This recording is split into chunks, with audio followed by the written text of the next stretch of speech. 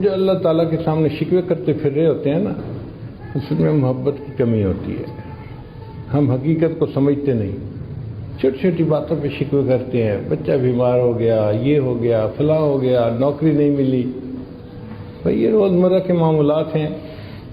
جس رب نے کائنات کو بنایا ہے اس رب کو کائنات کا نظام چلانے دو نا. کیوں یہ چاہتے ہو کہ ہماری مرضی سے سب کچھ ہو جائے؟ ہم کیا حقیقت رکھتے ہیں؟ ہماری کیا اوقات ہے؟ ٹھیک ہے، ہم نے دعا مانگی تھی، اس شہنشاہ کی مرضی چاہے تو قبول کرے چاہے تو قبول نہ کرے. ہم بندے ہیں تو بندے بن کے رہے نا. ہم پتہ نہیں اپنے آپ کو کیا سمجھنے لگ جاتے ہیں. عجیب بات ہے کہ دعا بھی مانگتے ہیں تو عجیب طریقے سے، اللہ میری بیٹی کو رشتہ مل جائے، میرے بیٹے کو نوکری مل جائے. جیسے صبح صبح فور مین آتا ہے نا اور ورکرز کو کام ذمہ لگاتا ہے، اکرم تم یہ کر لینا، اسلم تم یہ کر لینا، اور فلاں تم یہ کر لینا، فلاں تم یہ کر لینا. ہم بھی اللہ تعالیٰ کے ذمہ کام لگا رہے ہوتے ہیں. اس کو دعا کہتے ہیں؟ دعا تو یہ ہوتی ہے کہ انسان عاجزی کے ساتھ اللہ کے سامنے سراپا سوال بن کے مانگ رہا ہو. جس فقیر نے 1 روپیہ مانگنا ہوتا ہے وہ کتنا لجاجت سے مانگتا ہے.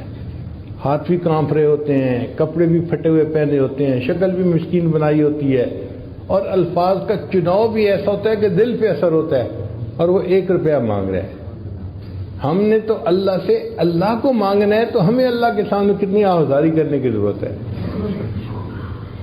مگر یہ چیز محبت سکھاتی ہے. محبت نہ ہو تو سمجھ نہیں آتی. اس لیے اللہ تعالیٰ سے دعا مانگیں، اے اللہ ہمیں اپنی محبت عطا فرما دی. نبی علیہ السلام نے دعا سکھائی، اللہم انی اسألک حبک، اے اللہ میں آپ سے آپ کی محبت کا سوال کرتا ہوں. آج ایسے نوجوان بہت نظر آئیں گے جو اللہ تعالیٰ سے گھر مانگتے ہیں، بیوی مانگتے ہیں، اولاد مانگتے ہیں، نوکری مانگتے ہیں. ایسے نوجوان بہت کم نظر آئیں گے جو رات کے اندھیرے میں اللہ کے سامنے بیٹھے رو رہے ہو، اے اللہ میں آپ سے آپ ہی کو چاہتا ہوں، مجھے اپنی محبت عطا کر دیجیے، میرے دل کو اپنی محبت سے بھر دیجیے. اس طلب میں رکھنے والے نوجوان بہت کم ہیں. اس لیے ہمیں چاہیے کہ ہم اللہ کے طالب بنیں اور اللہ سے اللہ کی محبت مانگیں. جو اللہ سے محبت کرتے ہیں نا، پھر اللہ بھی ان سے محبت کرتے ہیں. اور حدیث پاک میں آتا ہے کہ اللہ فرشتوں کی محفل میں بیٹھ کر ان کا تذکرہ کرتے ہیں.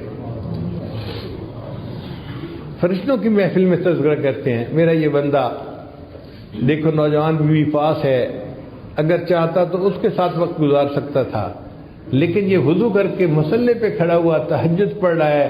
مجھے اس بندے کی محبت پہ بہت ناز ہے.